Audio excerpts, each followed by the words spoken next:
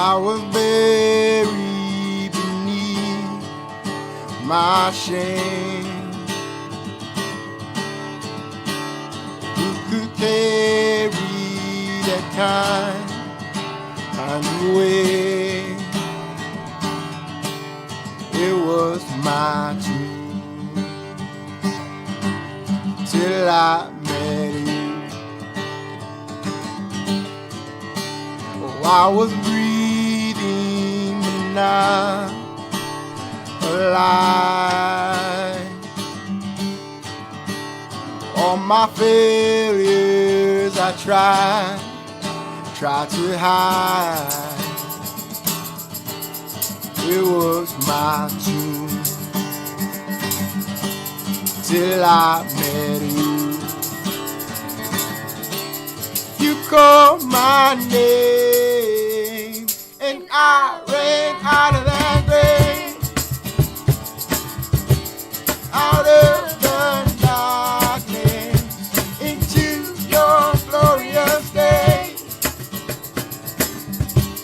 You called my name and I ran out of that grave, out of the darkness into your glorious day.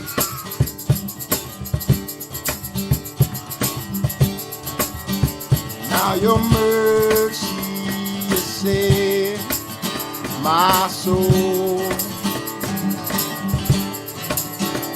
Now your freedom is all that I know.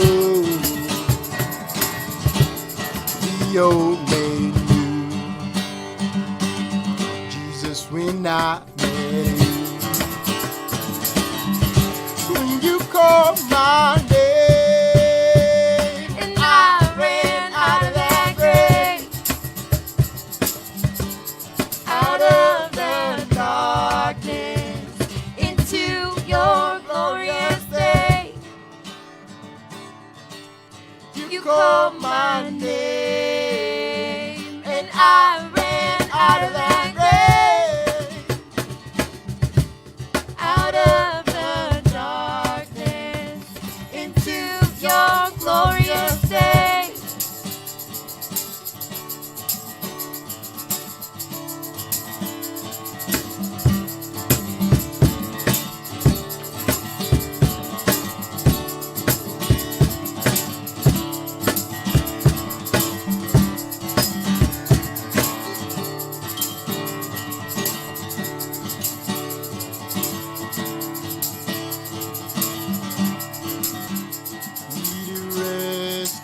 My sin was heavy, the chains break at the weight of your glory.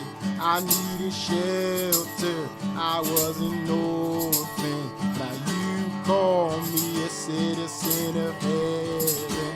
When I was broken, you were my healing. Now your love is the air that I'm breathing. I have a future, my eyes are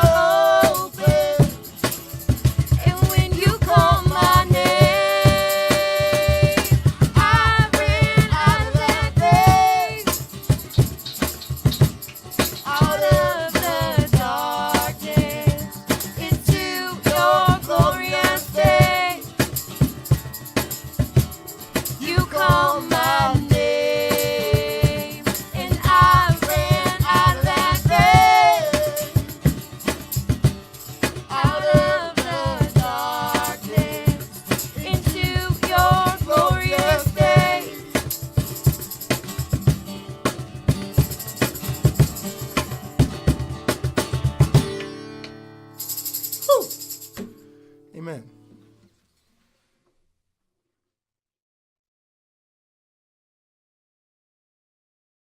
Good morning, Firmly Rooted Men, and happy Thursday morning. Pastor Tom, Firmly Rooted Ministries, and looks nice out, but I'm hearing that from my wife that we could see some rain later today. So we'll see. It's been a cool and wet August, hasn't it? I mean, it's kind of been strange. But we are successfully out there on YouTube and Twitter and Rumble.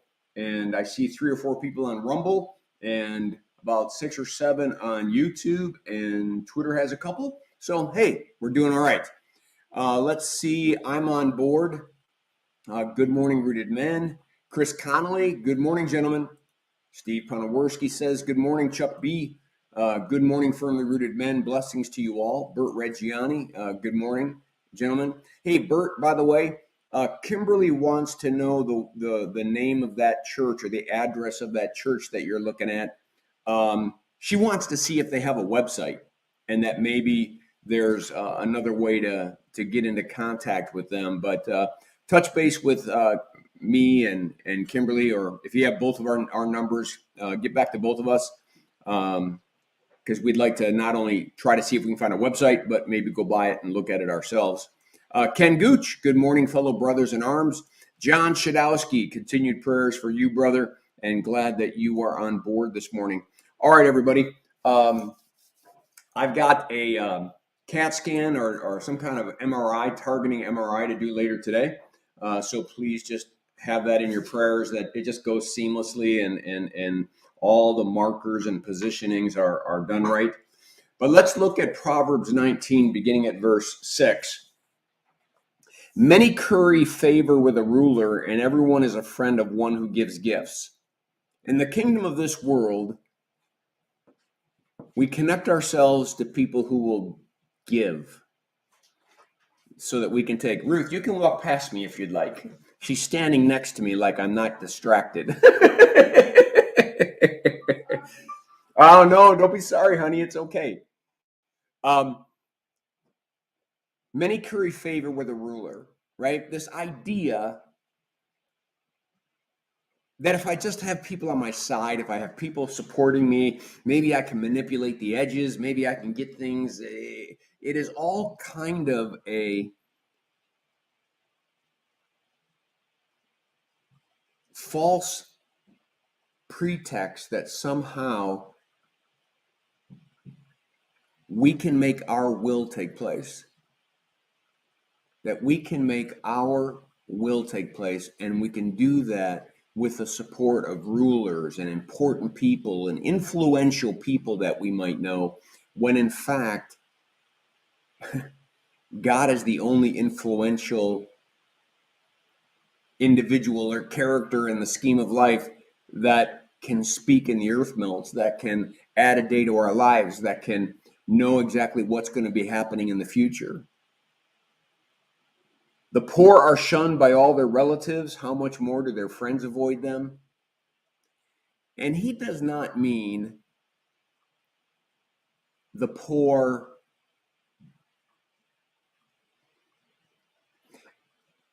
that become poor by tragedy. He's talking about the poor who become poor in their laziness, in their slothfulness, in their inability to get up and get to work, and thinking that they're entitled to something and something should be given to them for free. That all of a sudden there'll be a separation in relationships. They'll be separated. Relatives will shun them. Friends will avoid them. Even if the poor pursue them with pleading, their friends are nowhere to be found.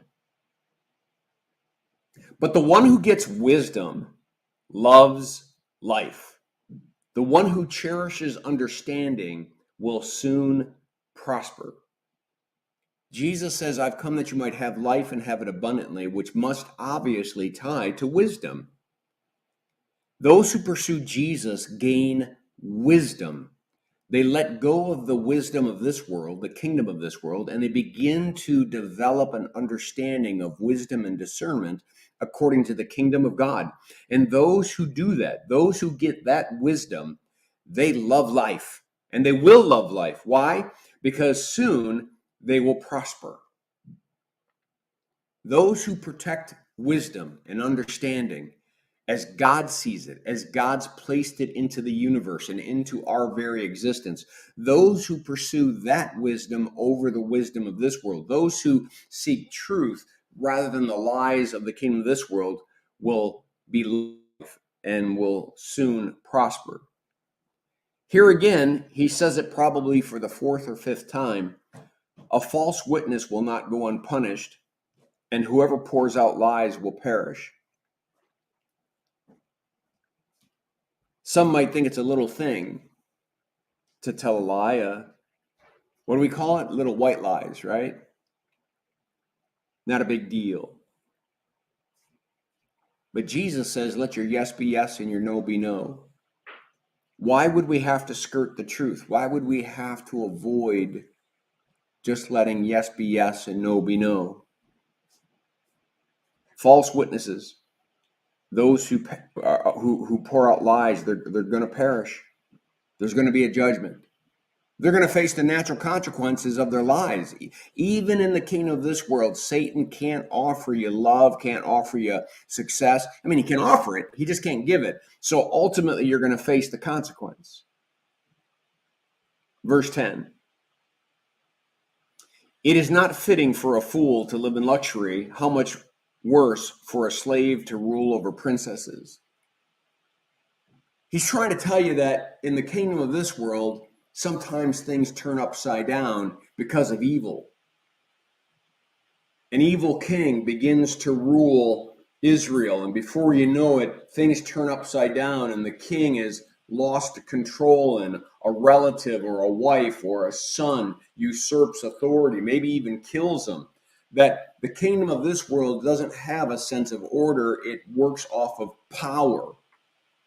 The kingdom of this world is survival of the fittest. If I can beat you, I win. If you can beat me, you win.